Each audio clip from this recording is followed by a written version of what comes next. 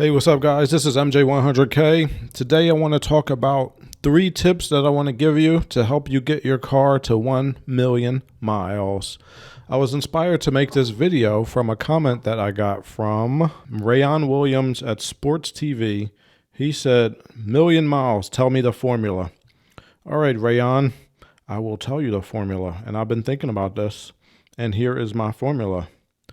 It is maintenance plus good driving plus OEM, factory parts, factory fluids, and factory filters. So here we go. Let's talk about it. But first, let's be realistic.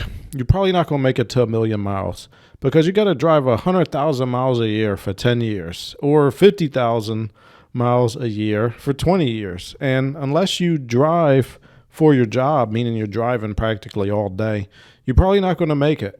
Even at my pace, I probably put about 50,000 miles on my Camry. I'm up to about 250,000 miles. And I'm not, even at that pace, I'm not going to make it for probably another 17, 18 years. And at that point, my car is going to be over 30 years old.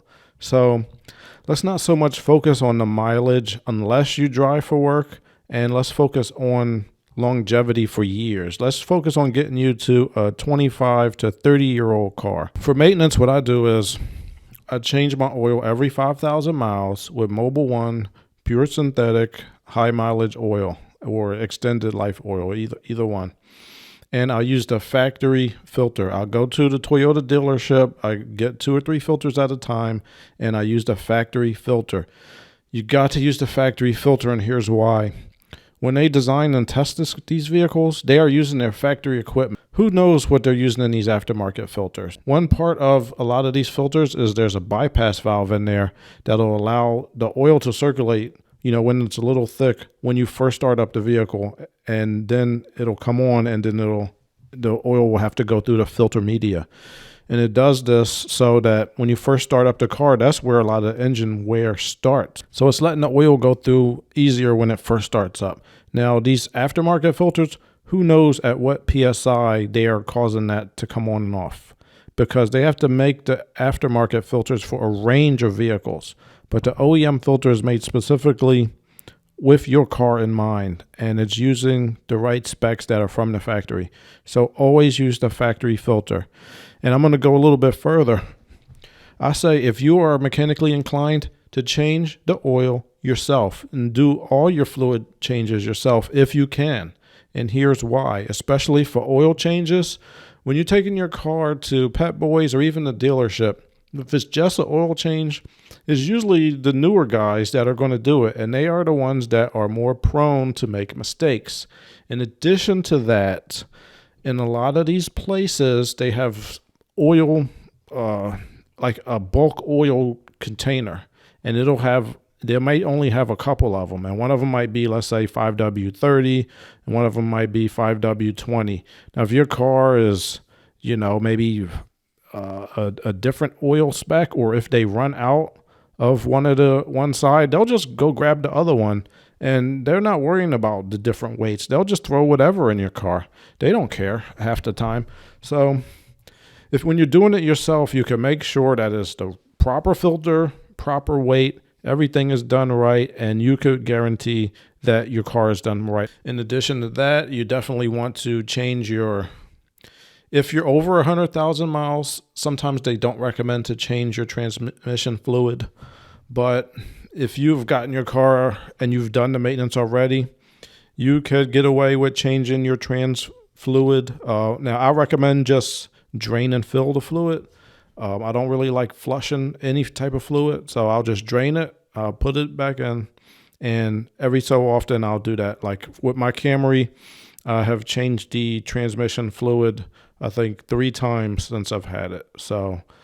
And I've had it since about 80,000 miles. So from now on, I'm going to be doing it every 50,000 miles. You also want to change your brake fluid every couple of years, and your power steering fluid, if you have power steering fluid, and definitely your coolant. Your coolant, you definitely want to use the OEM coolant. Brake fluid is not that specific usually.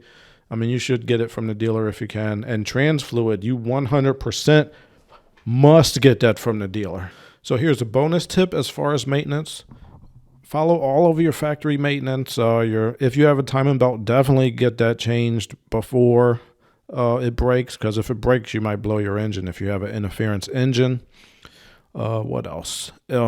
If you change your S-belt, change the tensioner at the same time. I have learned from people in the industry that those things are made to work together, and they're made to wear together. So don't just, if you have to change your belt, change your tensioner at the same time.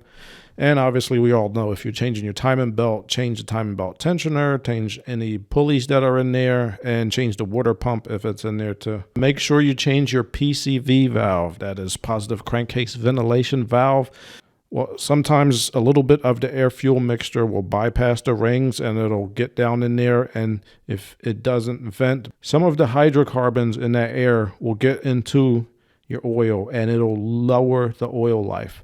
So make sure that PCV valve is working.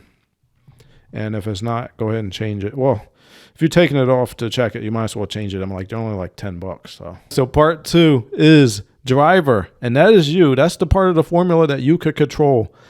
Cars don't just get to 1 million miles by themselves. They're not autonomous vehicles. The few cars that have made it that far, you know what? The drivers deserve an award as well, because they were driving safe. They were driving normally and not like they're in a Fast and Furious movie, and they deserve a lot of the credit. There was probably a lot of defensive driving in there, avoiding accidents. So maybe one good idea is to take a defensive driving course. When I was at Toyota, they sent me to middle class driver at Toyota Arizona Proving Grounds, and they taught us a lot of defensive driving skills, and it really helped me a lot in real life. Like, there was a few accidents that I avoided by using their tips. So, keeping both hands on the steering wheel, driving at a good position so that you can react quickly. Don't be driving like this. If you see race car drivers are driving like this, they got 2 hands on the steering wheel at all times so that they can quickly get out of the way of obstacles. Now, there was a couple deer that I almost hit and I avoided from driving like that.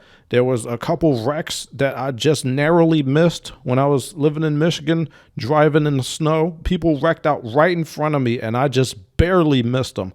Now, that is from good driving. So watch some YouTube videos, maybe take a class on becoming a better driver, because these cars don't get to 1 million miles by themselves.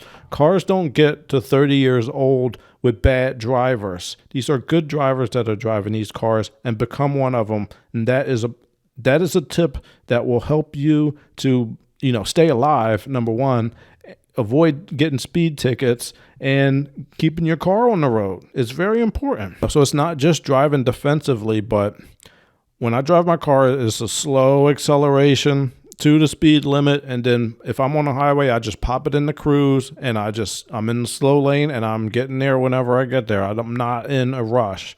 If you drive like you're driving on the streets, if you ever been to New York City and you see how people drive, as soon as the light turns green, they're on the gas like it's a Fast and Furious episode, and then they're slamming on the brakes. If you drive your car like that, you're not going to get anywhere close to 1 million miles. Your transmission is going to wear out. Your brakes are going to wear out. Your engine is going to wear out. Everything's going to wear out. Getting to high mileage and high years depends on you and your driving ability and your driving style.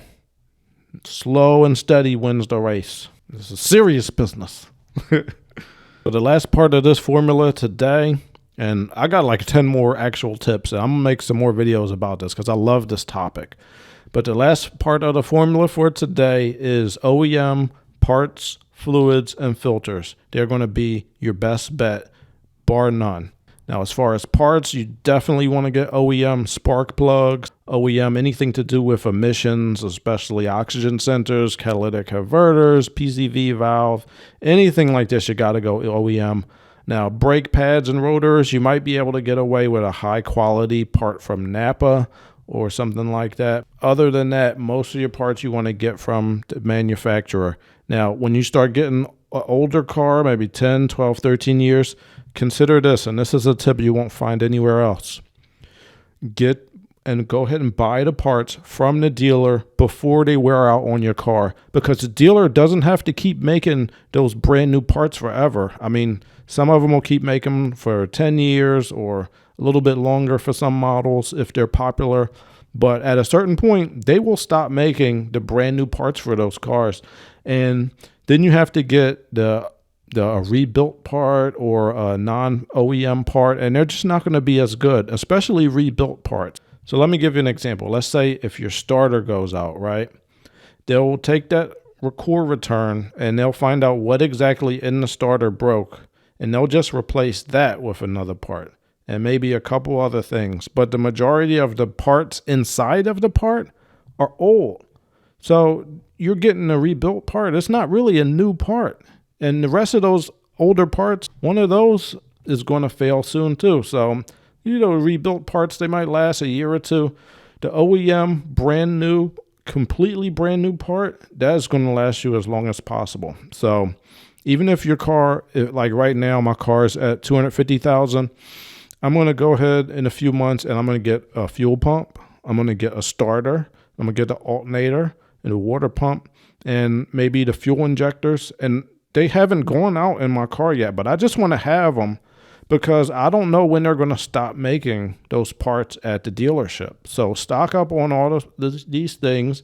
Then when you can either replace them early or you could wait till they go bad and then boom. All right, my fuel pump went out.